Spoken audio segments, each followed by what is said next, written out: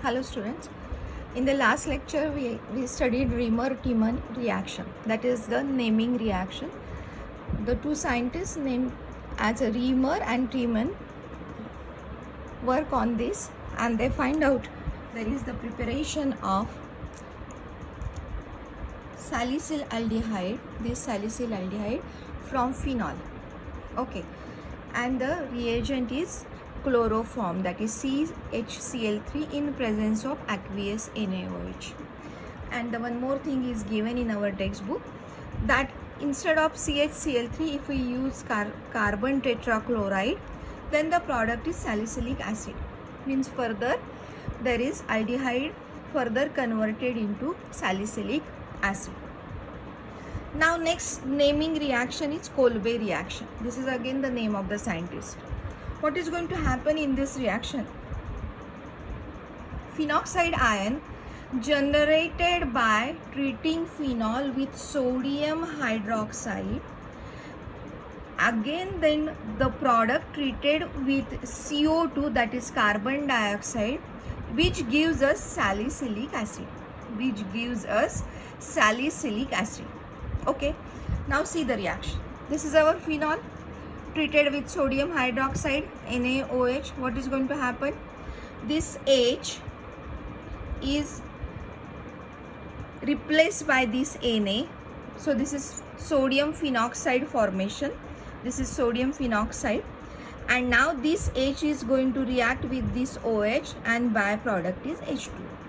Okay, so this is our sodium phenoxide. We know very well now this thing. Okay, sodium phenoxide. H is replaced by Na. Now this O negative and Na positive. O negative and Na positive. Now when it is going to react with carbon dioxide, a very drastic reaction conditions we require. We require here high temperature, that is 398 Kelvin, as well as pressure 6 atmospheric pressure. This is very important.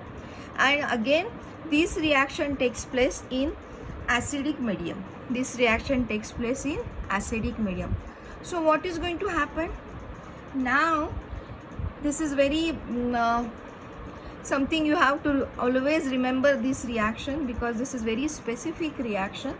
At this point with respect to this is the ortho position.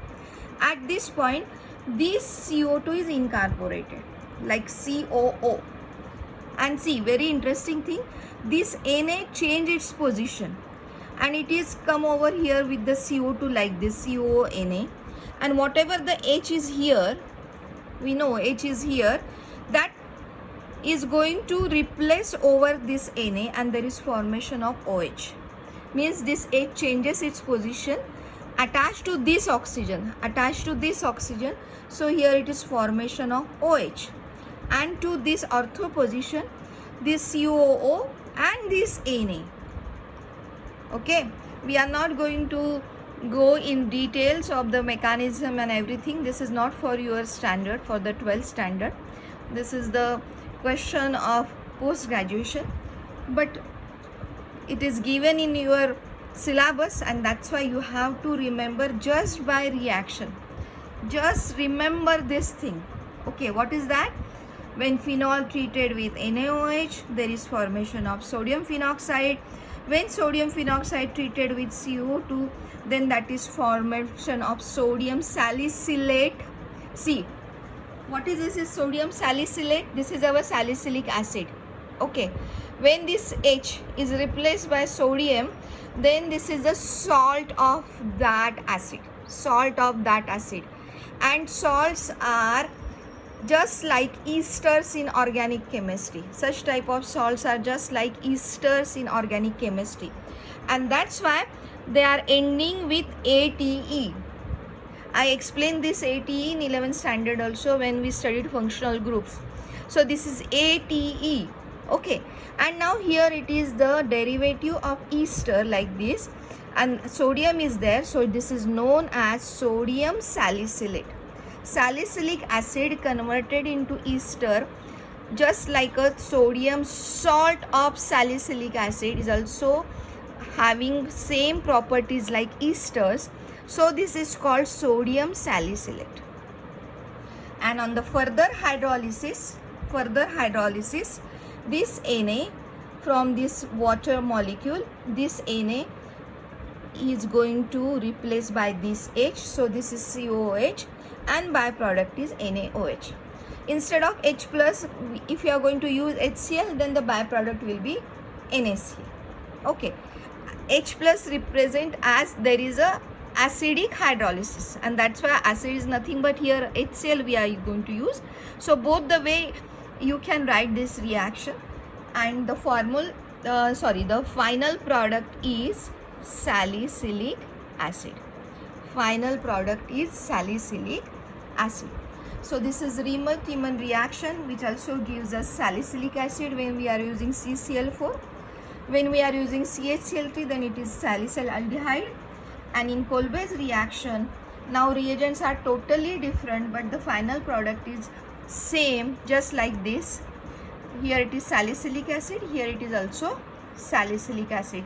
But the total reaction process you have to remember. Total reaction process you have to remember, and that's why you have to do practice. Write down such type of reaction 5 times, 10 times, so you are going to remember all these things.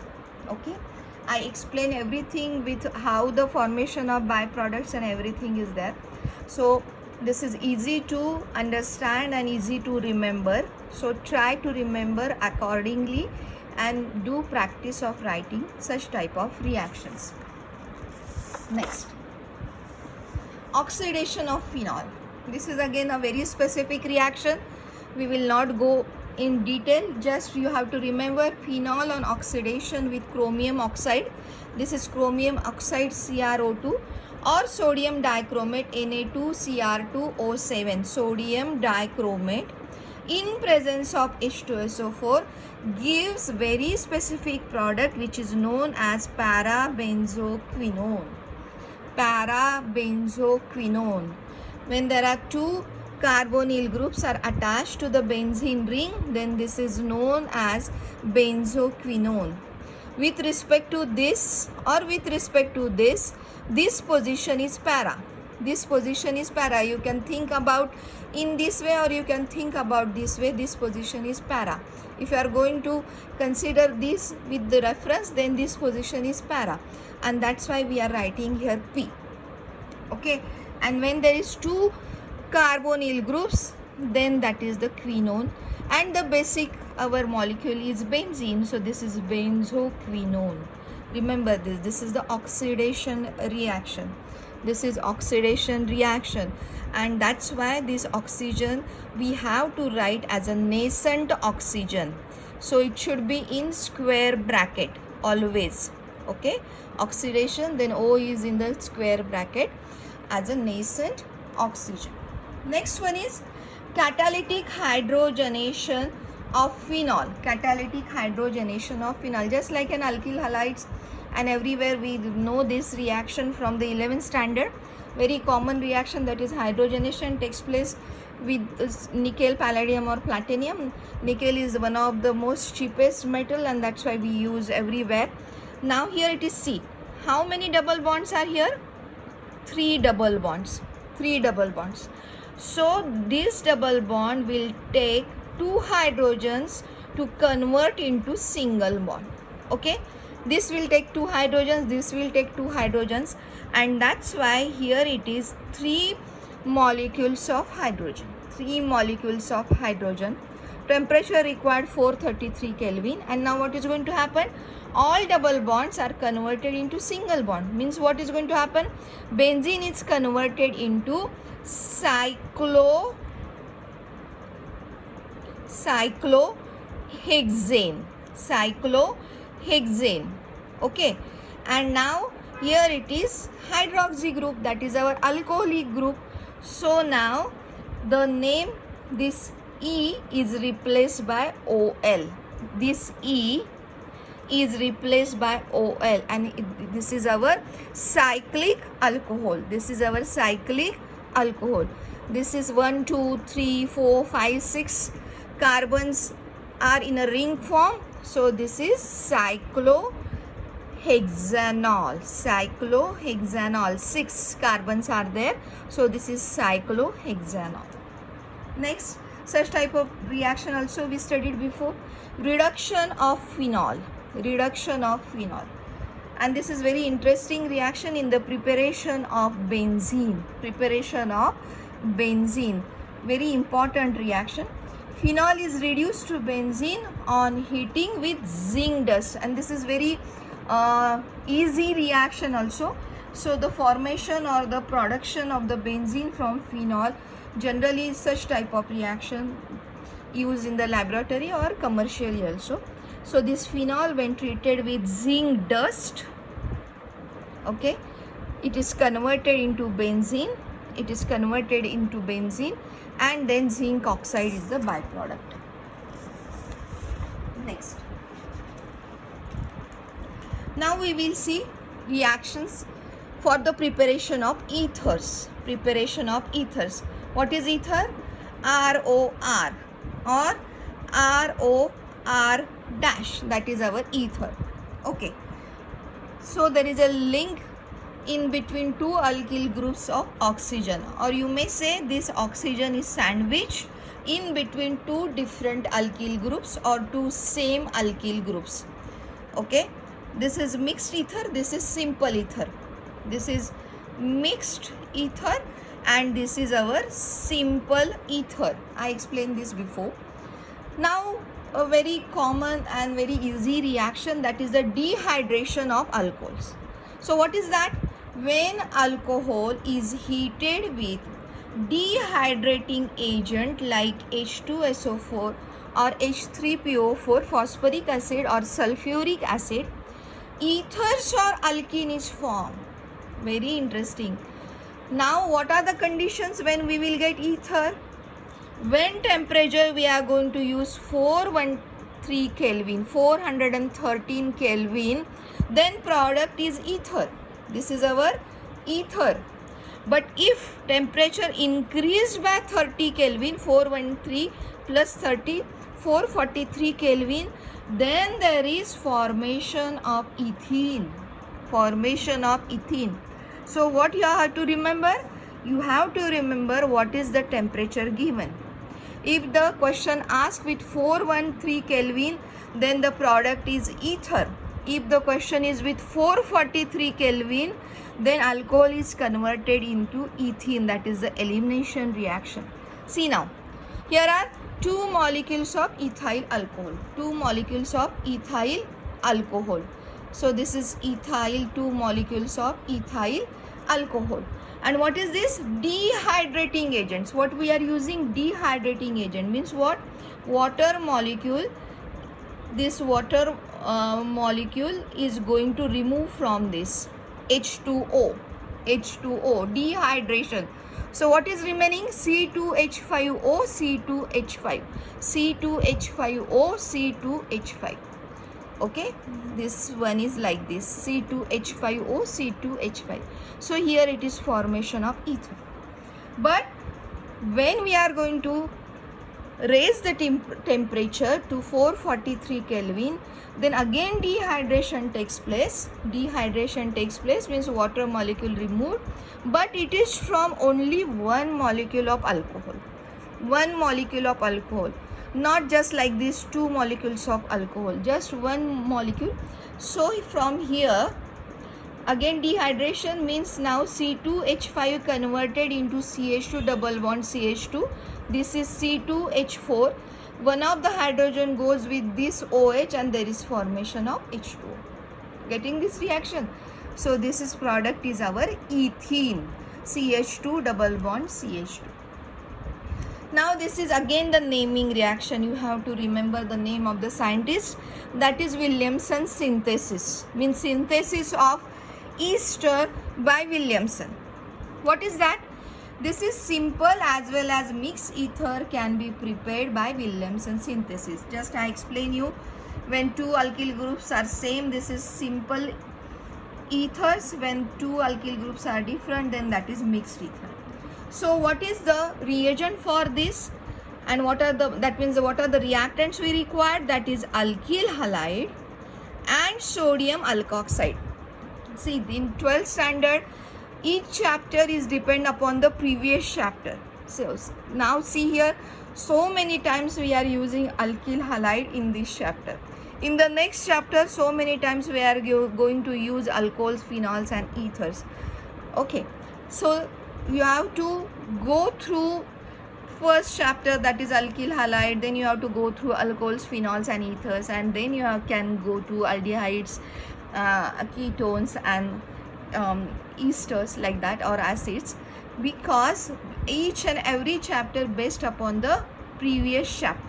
Okay, so now here sodium alkoxide means what? This is our alcohol, this H is replaced by sodium, H is replaced by sodium, so this is sodium alkoxide, Na plus O minus, we know this very well. Here it is Rx, again this is the electron donating effect of this R, so now this always, and this is the electron withdrawing effect X shows, so it will have a partial minus charge while it will have a partial positive charge. So what is going to happen? See, NaX is going to attracted towards each other, negative positive, so NaX is formation, and now these are attached to this OR, so here it is formation of alkyl ether, alkyl ether. This R is same, this R is same, so now this is our simple ether, simple ether, this is our simple ether. But now if we use sodium phenoxide,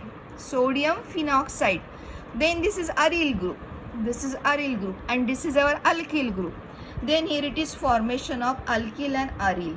Okay, means you can consider this as an R dash also for the understanding. Means what? This is our mixed ether, this is mixed ether. Okay, this is our mixed ether, and this sodium phenoxide is nothing but the preparation of salt of phenol, H is replaced this phenol, this is our phenol. Okay, and this H is replaced over here by Na, and that's why this is our sodium phenoxide. Okay. See now, something interesting now here. When we are going to use tertiary sodium oxide, here it is 1 2 3 4, so this is butoxide. Okay, and this is our alkyl halide, just like this is our alkyl halide, here it is alkyl halide. Now specific alkyl halide we have taken, that is CH3Br, alkyl halide, methyl bromide. Then whatever we studied in our first chapter, that is first chapter of the organic chemistry, that is halogen derivative, we studied there SN2 mechanism, and same thing is going to happen over here. This group, the whole O minus group, acts as a nucleophile, okay, means now when it is SN2 type of mechanism, then there is a backside attack. This is a backside attack of a nucleophile. Okay, like just alkoxide or phenoxide, this is now our alkoxide, this is tertiary butyl alkoxide, 1 2 3 4, and this carbon is tertiary, so this is tertiary butyl oxide. Okay, and then it is converted into tertiary butyl methyl ether, means this is the methyl group attached to this O, so this is methyl, and this is tertiary butyl, so the name of the compound is tertiary butyl methyl ether, and byproduct is, see, byproduct is, what is the byproduct? Byproduct is NaX. What is the X here? X is here Br, so byproduct is NaBr. So in explanation we have to write here, this reaction follows SN2 mechanism. Ether is formed as a result of backside attack by a nucleophile like alkoxide or phenoxide on alkyl halide. This is alkyl halide, and this alkyl halide must be primary. This is again one of the condition. It is primary alkyl halide. Primary alkyl halide. Okay. If we are going to take secondary or tertiary, then the reaction product is different.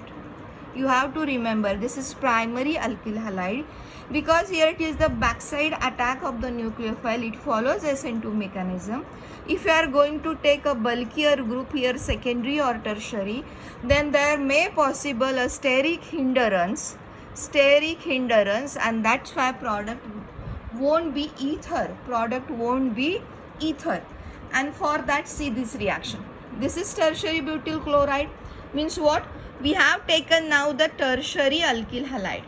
Tertiary alkyl halide. This is our tertiary butyl chloride. Means this is tertiary alkyl halide. Okay. And now this is ethyl oxide. Ethyl oxide, which is alkoxide. Okay. Sodium ethyl oxide. Okay, now what is going to happen? Now here it is formation of ether. Here it is formation of ether.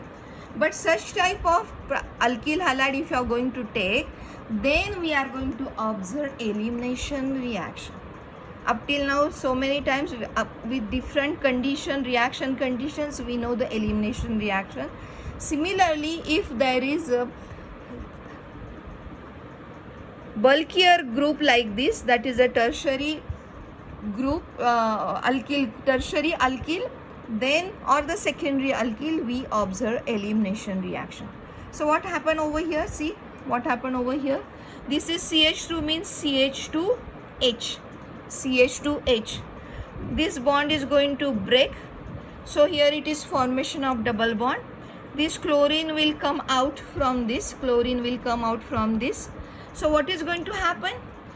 When this is the thing, CH3, C double bond CH2, C double bond CH2, here it is formation of double bond. Now here it is this H, then here it is this chlorine, and then the remaining one is the C2H5ONa. So now this Cl and Na will form a byproduct NaCl. This H will go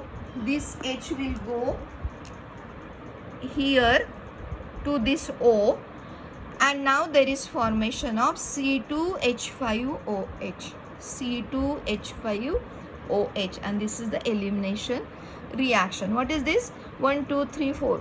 This is isobutylene. This is isobutylene.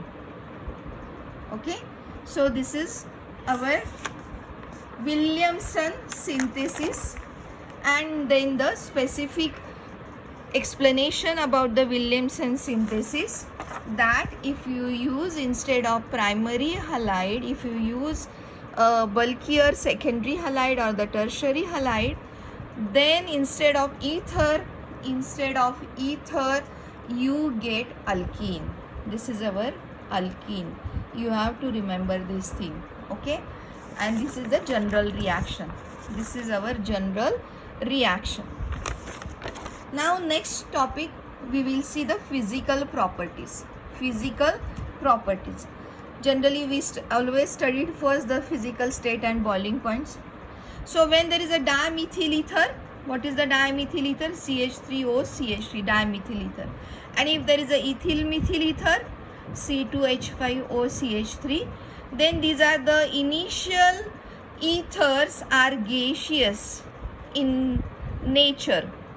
They are in the form of gas. Then other ethers means the higher ethers than this, they are liquids. They are liquids and they are having pleasant odor, sweet odor. They are having sweet odor.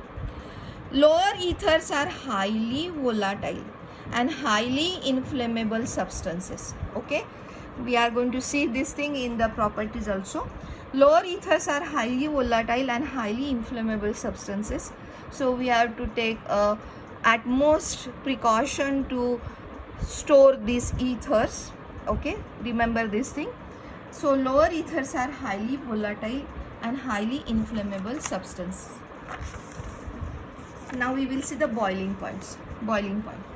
See, boiling points of ether shows gradual increase. This is very common everywhere. In organic chemistry, you always see this thing. With the increase in molecular mass. Very obvious. As the molecular mass goes on increasing, bonds goes on increasing, we require more energy to break the bonds. Higher bonds are present, then higher energy we require to break. And that's why as molecular mass goes on increasing, goes on increasing molecular mass, and boiling point is also goes on increasing. See, for CH3O, CH3, CH3, CH3, 2 carbons are here, 248. Then 3 carbons are here, boiling point is 284. When there are the 4 carbons, more bulkier group, molecular mass goes on increasing, then that is 308 Kelvin. Now we will see next, that is polarity and solubility.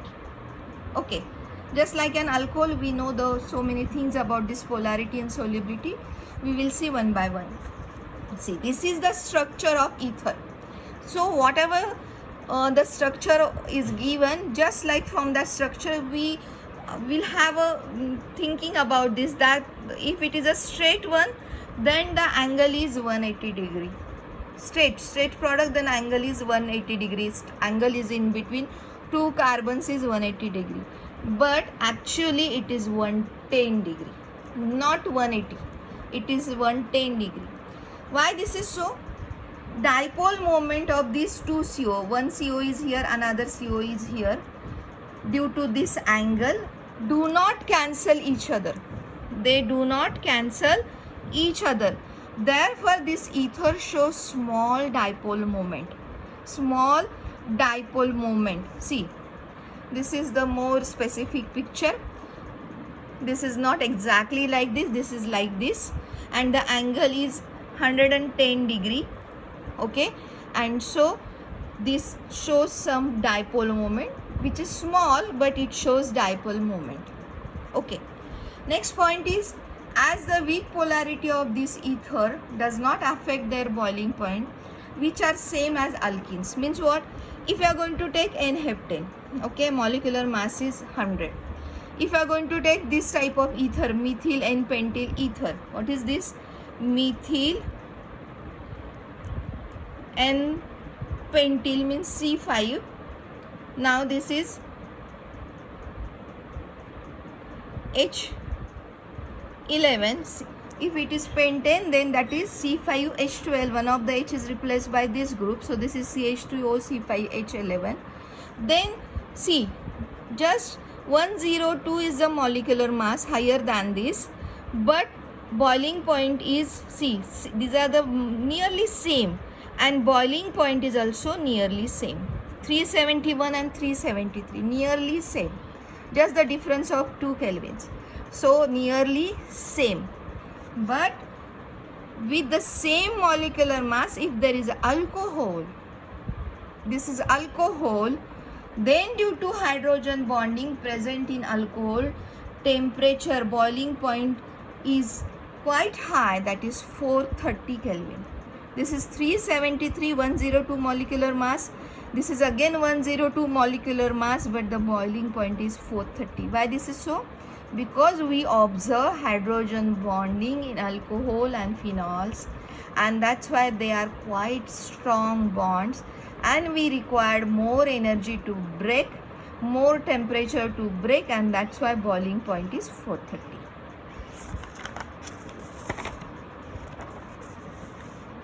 And for the solubility, ethers are soluble in water, just like in alcohols, okay, alcohol, because they form a hydrogen bonding with the water molecule. This is our water molecule, so it is easily soluble in water. This O will carry partial minus charge. This O is with the partial minus charge, H is with the partial positive charge, R shows the electron donating effect, that is the plus I effect, and that's why they carries partial positive charges, and there is formation of hydrogen bonding. So as ethers can form hydrogen bonds with water, through the ethereal oxygen. This oxygen is called ethereal oxygen. This is called ethereal oxygen. Okay, and in the next lecture we will see chemical properties of ether. Thank you, students.